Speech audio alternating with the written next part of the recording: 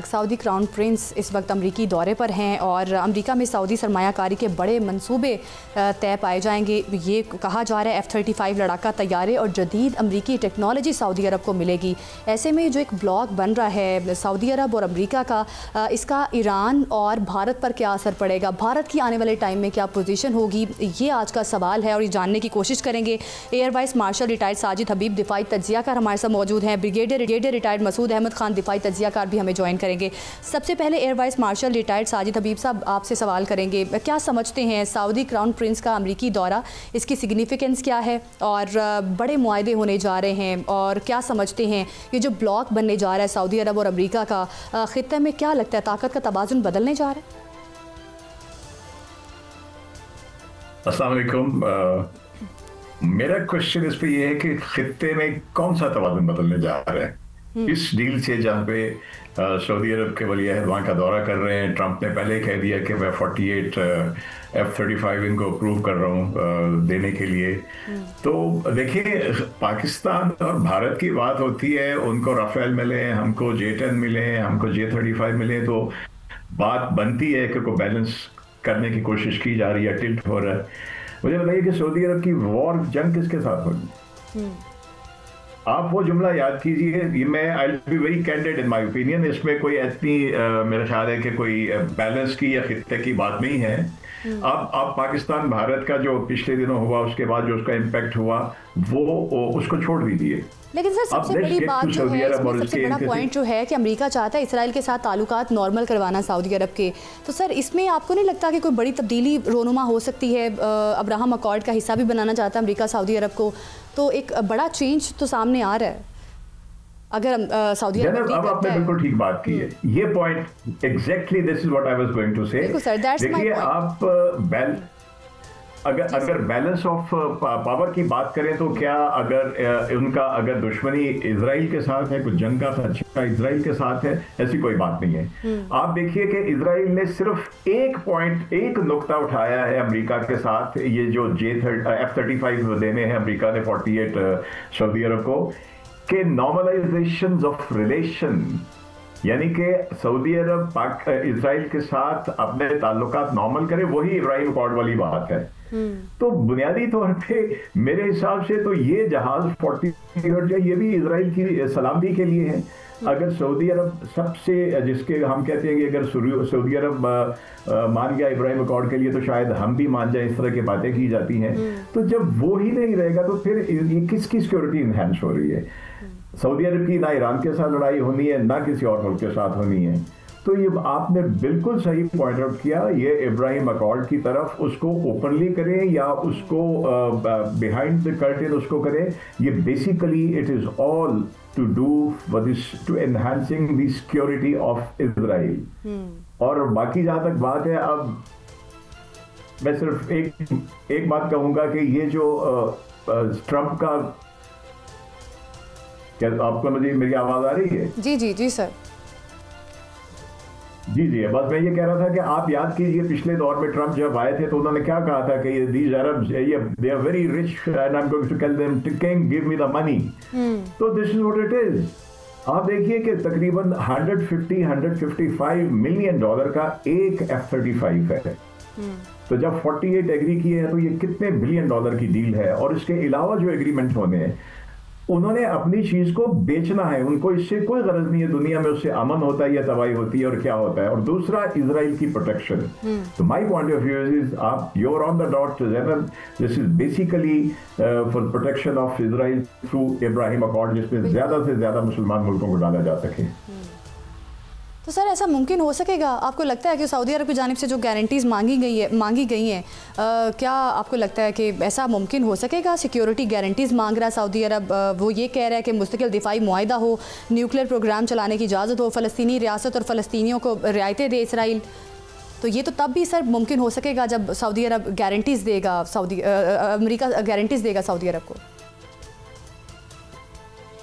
जी बिल्कुल, उनका मकसद तो यही है। और जैसे मैंने कहा कि वो इन राइटिंग पब्लिकली ले या बिहाइंड द कर्टन में, तो ये गारंटीज के बगैर ये नहीं होगा। ये सब इब्राहिम अकॉर्ड की तरफ जाने की है। इब्राहिम अकॉर्ड पे सऊदी अरब साइन करे या ना करे, लेकिन गारंटी जरूर ली जाएंगी। और आपने देखा होगा कि अभी भी इस वॉर में भी I mean Israel been using जो इनकी एयर स्पेस डिफरेंट अरब मुल्कों की इस्तेमाल करते रहे, ईरान के खिलाफ इस्तेमाल करते रहे, तो ऑलरेडी वो उनके साथ मिले तो हुए हैं। और लेकिन किस हद तक इब्राहिम अकॉर्ड में जाते हैं, इन राइटिंग जाते हैं या नहीं जाती, ये फैक्ट है कि ये सिर्फ इसराइल की सिक्योरिटी को एनहांस करने के लिए है। ठीक है, पाकिस्तान, सऊदी अरब और अब सऊदी अरब और अमेरिका के ताल्लुकात, क्या लगता है आपको कि भारत के लिए ये सूरत हाल कितनी मुश्किल है? पहली बात तो ये कि Zainab you are very well prepared और आपके क्वेश्चन बड़े ऑन द डॉट है मेरे हिसाब से आज के टॉपिक के हिसाब से। आई वाज गोइंग टू से जो दूसरा पॉइंट है कि सऊदी अरब को क्यों अमेरिका ने फटाफट उनको 48 F-35 ऑफर कर दिए हैं और मल्टीपल उनके एग्रीमेंट होने जा रहे हैं, बिकॉज ये जो बुनियादन मखसूस में जो अल्लाह ताला ने पाकिस्तान को कामयाबी दी, उसके बाद ये ग्लोबल एक शिफ्ट आई है डिप्लोमेसी में और इन चीज़ों में जो एक शिफ्ट आई है, उसमें सऊदी अरब का पाकिस्तान के साथ डिफेंस एग्रीमेंट करना, ये एक ऐसी चीज है जिसको शायद अमेरिका ने और इसराइल को तो बिल्कुल पसंद नहीं आया होगा, क्योंकि इसका मतलब है कुछ ना कुछ झुकाव चाइना और रशिया की तरफ। तो इस चीज को भी कंटेन करने के लिए आई थिंक उन्होंने फटाफट देख रही, सऊदी अरब ने तो प्रैक्टिकली 1 साल 2 साल हो गए उनको F-35 मांगे हुए थे। इसराइल जो है वो तो पिछले 10 वर्षों से बढ़ा रहा है। तो अब ये क्या हुआ कि अचानक उनको ये सब कुछ देना पड़ गया है? तो पहली बात तो ये कि ये दूसरा पॉइंट भी इसी तरफ जाता है कि ये जो एक टिल्ट आई है पाकिस्तान की कामयाबी की वजह से, और जहां तक भारत का ताल्लुक है तो अब मैं उनके बारे में क्या कह सकता हूँ कि उसको पै दर पे उसको शिकस्त हो रही है डिप्लोमेटिक माहौल के ऊपर। आपने शायद देखा होगा कि आज से ईरान ने इंडियन नेशनल्स के लिए फ्री वीजा एंट्री बंद कर दी है, जो उसको एंजॉय करते थे, जिसकी वजह से सारा फसाद बना हुआ था। मोसाद के साथ मिलकर रॉ ने वहां पे जो हरकत करवाई थी।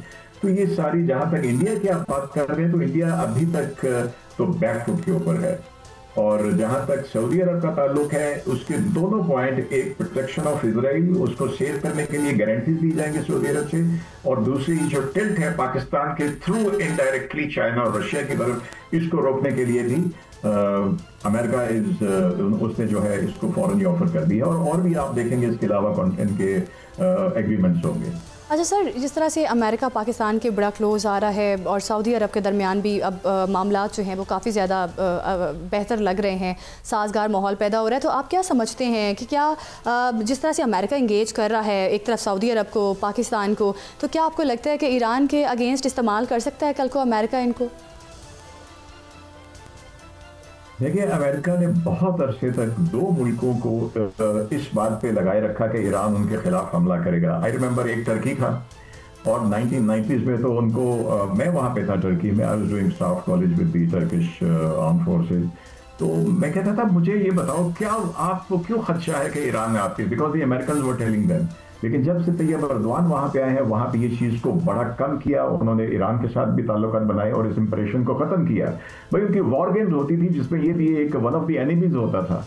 तो दूसरा उन्होंने सऊदी अरब को भी इसी बात पे लगाया हुआ है कि इनको ईरान से थ्रेट है, ईरान से थ्रेट है। भाई अगर रीजन में किसी भी अरब मुल्क को, इस्लामी मुल्क को थ्रेट है, तो ये इनको समझना चाहिए कि वो सिर्फ और सिर्फ इजराइल से है, जहां पे नेतन्याहू ने बड़े क्लियरली डिफाइन कर दिया, कह दिया है कि ग्रेटर इसराइल में मिस्र भी होगा, शाम भी होगा, सऊदी अरब भी होगा। तो this is what they need to, ये इनको देखना चाहिए। सर, जिस तरह से अमेरिका ने F-16 तैयारे दिए थे पाकिस्तान को और ये कहा था कि इंडिया के अगेंस्ट इस्तेमाल नहीं कर सकते, आप अफगानिस्तान के अगेंस्ट इस्तेमाल कर सकते हैं। अब सऊदी अरब F-35 ले रहा है अमेरिका से। अब जाहिर है पाकिस्तान और सऊदी अरब के दरमियान एक दिफाई मुआहिदा भी हुआ है, तो क्या पाकिस्तान F-35 इस्तेमाल कर सकेगा या अमेरिका इस पर भी कोई कंडीशन लगा सकता है?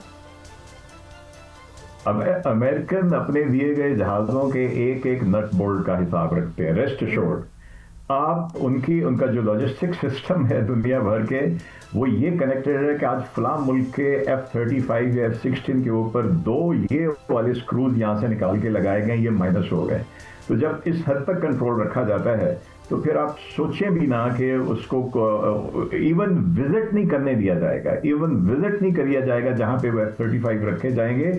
American will be present there, उनकी इतनी प्रेजेंस होगी कि उनकी इजाज़त के बगैर नॉन सऊदी तो छोड़िए, सऊदी जो F-35 से कनेक्टेड नहीं है वो भी वहाँ पे नहीं जा सकेंगे। इस तरह को अपना सिस्टम रखते हैं। तो ये तो आप सोचिए भी ना कि पाकिस्तान और सऊदी अरब का अगर एग्रीमेंट हो गया है तो ये उसको यूज़ कर सकेंगे unless and until Americans authorise that. Sir, exchange of technology तो हो रहा है, वली अहद की मौजूदा तवज्जो विजन 2030 पर है। क्या समझते हैं सऊदी मईशत में क्या तब्दीली रोनुमा होगी आगे जाके? ये दौरा अमेरिका और सऊदी अरब दोनों के लिए क्या मुआशी तब्दीलियाँ लेकर आ सकता है? मुआशी तब्दीलियाँ देखिए ज़्यादातर जो होंगी वो तो अमेरिका के लिए होंगी, बिकॉज उनकी सबसे बड़ी जो मार्केट है, जो माफिया है, that is the defence industry.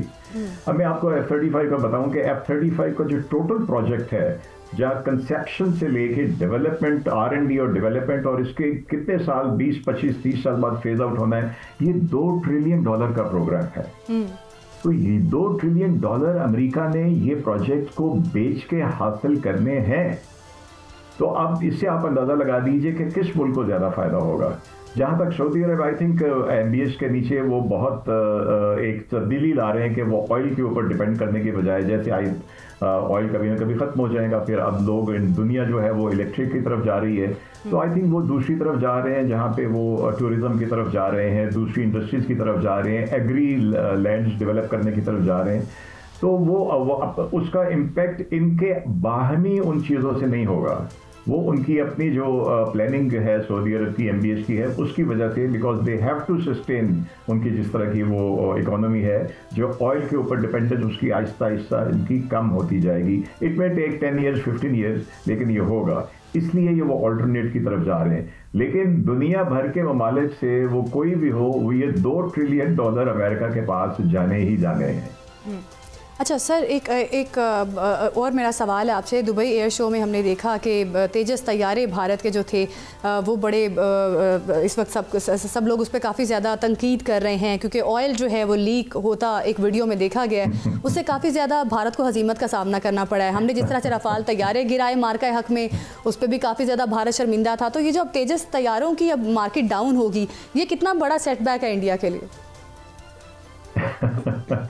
Zainab, ये इतनी छोटी सी चीज़ है, ये जो ऑयल लीक होना, कि ये सोशल मीडिया के ऊपर मीम बनना बेहतरीन, लेट्स एंजॉय, उसको करने दीजिए।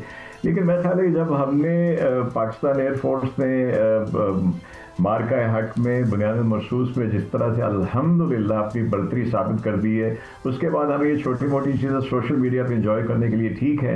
और दूसरी बात ये है कि अब इसके बाद जब यहाँ पे तेजा भी खड़ा हो, लेकिन सर ये भारतीय पायलट की कैपेबिलिटी पे सवाल उठते हैं। जाहिर है इतने बड़े फोरम पर आप अपने तैयारे शो कर रहे हैं, और वहाँ पर अगर माइनर से भी कोई गलती हो जाती है तो यकीनी तौर पर भारत तो इस वक्त साफ तौर पर देखा जा सकता है कि इनके पास कैपेबिलिटी की कमी है, ये कैपेबल ही नहीं है। बिल्कुल, देखिए, मैं कैपेबिलिटी की बात आपने की, उनकी जो डेवलपमेंट कैपेबिलिटी है या R&D है, आप देखिए कि ये कम से कम 40 साल पुराना प्रोजेक्ट था इनका, लाइट का वो कॉम्बैट एयरक्राफ्ट बनाने का। पहले किसी और नाम से था, और वो 1980s के आखिर में, कहीं इन्होंने 90s के शुरू में एक बनाया था। और मुझे याद है कि एक प्रोग्राम में किसी ने कहा था, वो एक जो पहली दफ़ा उड़ा वो नीचे गिरा और नीचे खड़े 4 जहाज भी तबाह कर दिए थे। तो ये अपनी जगह ठीक है, जहाँ के अल्हम्दुलिल्लाह पाकिस्तान एयरफोर्स ने लिमिटेड रिसोर्सेज के बावजूद JF-17 आज उड़ रहा है। तो दुबई एयर शो की बात करें तो मैं कहूँगा कि लोग तेजा का ऑयल लीक होता, फ्यूल लीक होता देखने आएंगे, और साथ जब थोड़े फासले के ऊपर JF-17 खड़ा होगा तो ये एक फातेह है, एक 4.5 सर, पाकिस्तान के JF-17 थंडर की तो धूम मची हुई है वहाँ पर। पाकिस्तानी पायलट्स की तारीफ की जा रही है, उनके किरदार को बड़ा सराहा जा रहा है।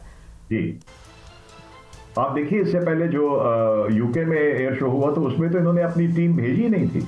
बिल्कुल, बिकॉज वो ताज़ा मई में इनको मार पड़ी थी। तो बिल्कुल सर, UK में तो 130H जो था हमारा तैयारा, उसको अवार्ड भी मिला था, तो उसमें भी पाकिस्तान काफ़ी लीड पर रहा। जी बिल्कुल, आप देखिए कि हमने वॉर में भी अल्हम्दुलिल्लाह किया, और एस्थेटिक्स में भी, आर्ट में भी हमने अवार्ड हासिल किया है। तो अल्हम्दुलिल्लाह दुआ हमारी यही है कि पाकिस्तान एयरफोर्स, पाकिस्तान फोर्सेस इसी तरह अपनी जो है अपनी तैयारी रखें, ताकि अभी जो उनके इंडियन आर्मी चीफ ने इतने दिनों के बाद कुछ स्टेटमेंट कल से दी जिसके ऊपर बड़ा शोर मचा हुआ है, तो उनको ध्यान में रखना चाहिए कि आप पिछली वाली चीज़ें ना भूलें, 2019 को भी ना भूलें, अभिनंदन वाले को, और अभी भी ना भूलिए जो राफेल और आपके Su-30 के साथ हमने किया है। बेहतर है कि अच्छे हमसाए बन के रहें,